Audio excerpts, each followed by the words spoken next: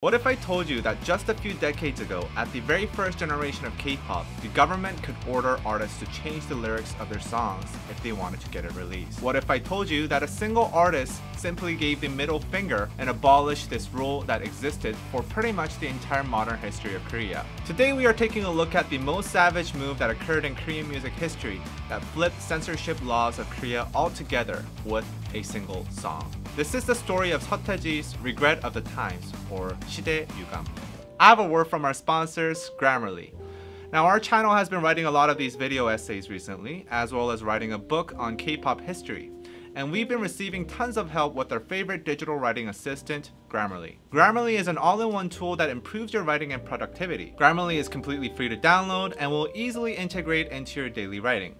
It works wherever you work and write, such as Google Docs, web browsers, Slack, and even on Discord. You can also set how you want to sound in Grammarly's setting goal feature to ensure your writing is in the correct tone and manner. Then you can use Grammarly's free overall score feature on the Grammarly editor to analyze your writing to make sure it meets your requirements.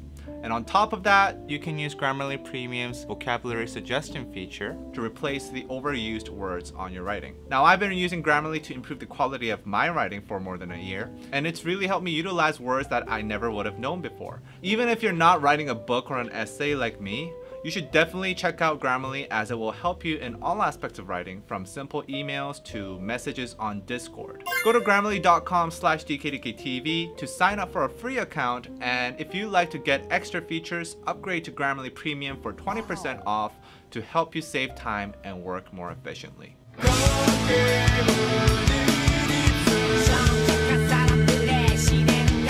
The year is 1995. Seo Taiji and the Boys is a megastar among teens and young adults of Korea, the ones we call Generation X. With every album release, they've gained more media attention, and with it follow the controversies. 가요계에서는 서태지의 재등장으로 침체된 음반업계에 새로운 활력을 불러올 것으로 기대하고 있지만 여전히 10대들의 취향에만 편승하는 문화 현상에 우려를 표명하고 있습니다. To give you a little background info, Seo Taiji is commonly credited as the first true K-pop artist. He gave birth to the modern form of K-pop through the debut of his group Seo Taiji and the Boys in 1992 and fused many Western music styles into Korean music like never before. It completely changed the pop music of Korea forever. Just take a look at the hits before his debut and after.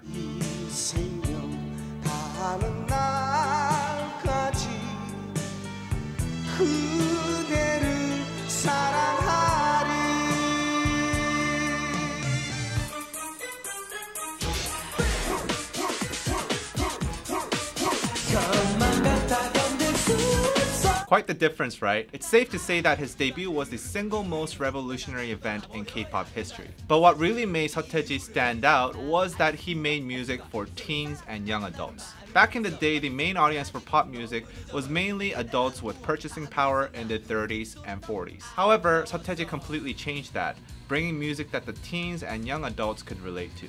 Being a rebellious high school dropout himself, he had quite a lot to say from the perspective of a young man in his early 20s. Now let's get back to 1995. Seo Taiji is already at a legendary status just 3 years into his career. His influence among the younger generation of Koreans is unspeakable.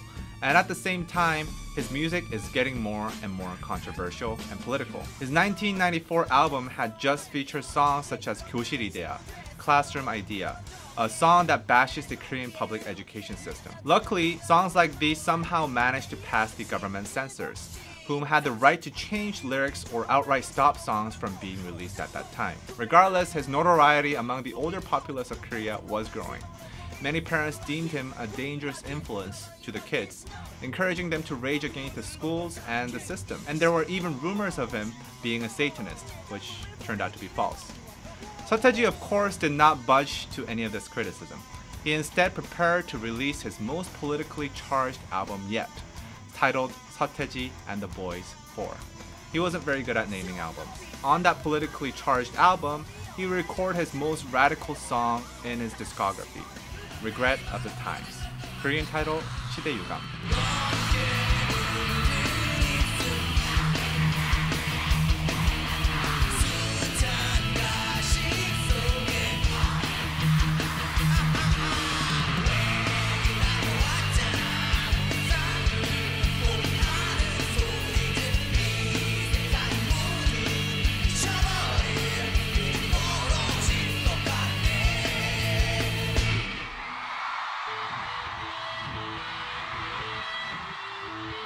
다시 부러져 버린 너의 그런 날개로 모두를 뒤집어 새로운 세상이 오길 바라네.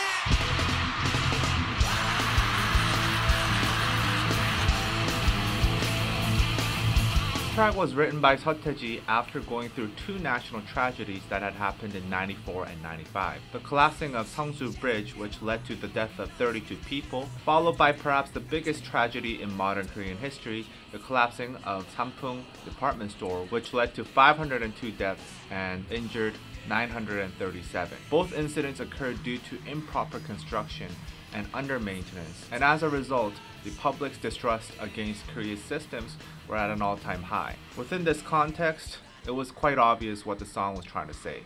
Dump the system and start a revolution. Prior to the album's release, the government censorship board ordered Seo Taiji to fix the lyrics of Regret of the Times, stating it viewed reality in too much negativity. However, Seo Taiji did not conform. Instead of fixing the lyrics, he chose to completely remove all the written words off the track, making it an instrumental.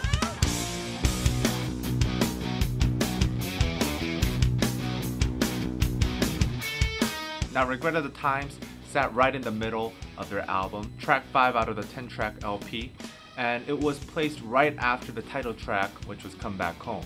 Just think of what the reaction would be of a fan listening to his album for the first time with excitement.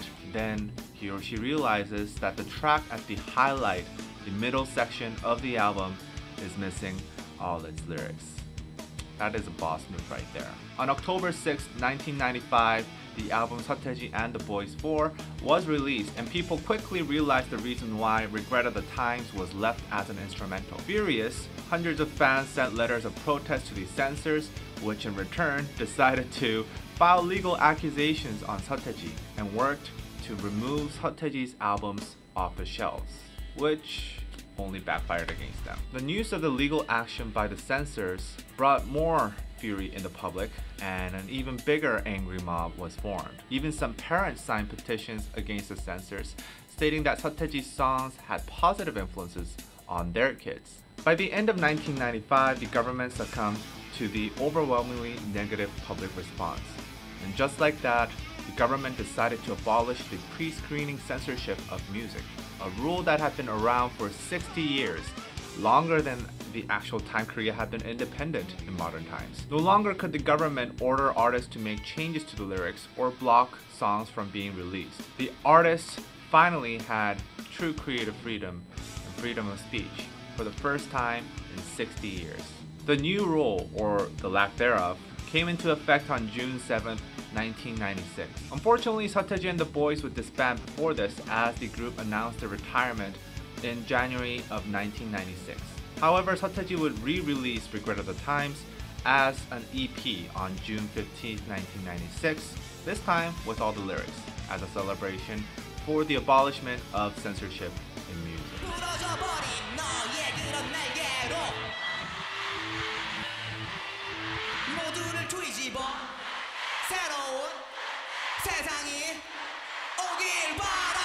Now, it's very easy to overlook the work of older K-pop artists in the previous generations, especially since they never had the global media exposure that we now have today. However, you gotta just remember this. If it wasn't for Seo Taiji and the Boys, Regret of the Times, we would probably not be able to listen to K-pop songs like paved today. So with all that in mind, please respect the legend, go home and listen to some Seo Taiji albums. They're great, and I'll see you in the next one. Bye bye. 좀 더 열심히 최선을 다해서 음악을 만든다면 곧 좋은 음악들이 세계를 진출할 수 있을 거라고 생각합니다. 서태지와 아이들 빌보드 차트에 도전해서요. 우리나라 음악도 세계화시키는데 한번 도전해 보실 생각 없어요? 생각은 많죠. 노력하겠습니다. 약속하세요.